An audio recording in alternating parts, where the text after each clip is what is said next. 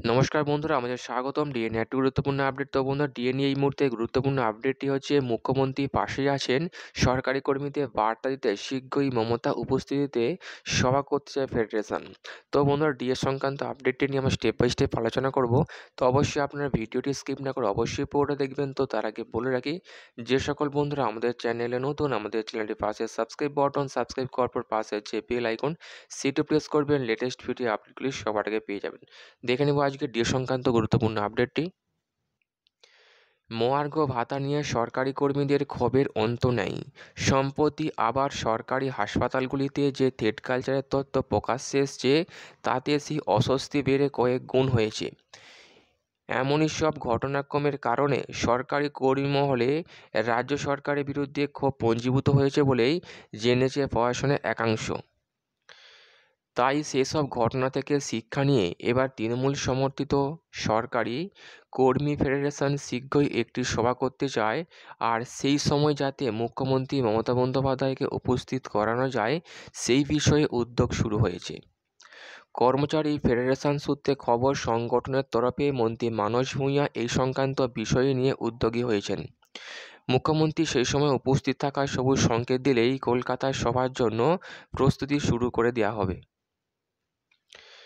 তৃণমূল কর্মী ফেডারেশনের সদস্য সংখ্যা হচ্ছে 2,48,000।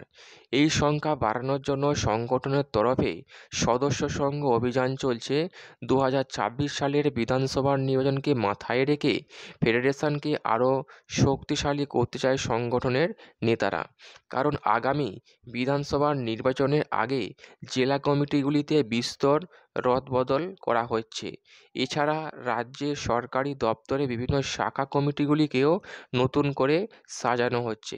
স্বাস্থ্য দপ্তরের শাখাতে ফেডারেশন কমিটি গঠনের ক্ষেত্রে পর্যালোচনা শুরু হয়েছে, তাই নতুন করে কমিটি গঠন করা হবে। এইসব কাজের মধ্যে মুখ্যমন্ত্রী সময় দিলেই কলকাতার কোথাও সভা আয়োজন করা হবে।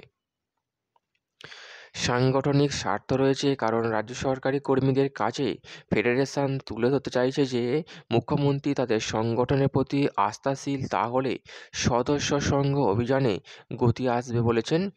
কর্মী ফেডারেশন নেতা প্রতাপ নায়েক বলেন, আমরা মুখ্যমন্ত্রীর কাছে সময় চেয়েছি।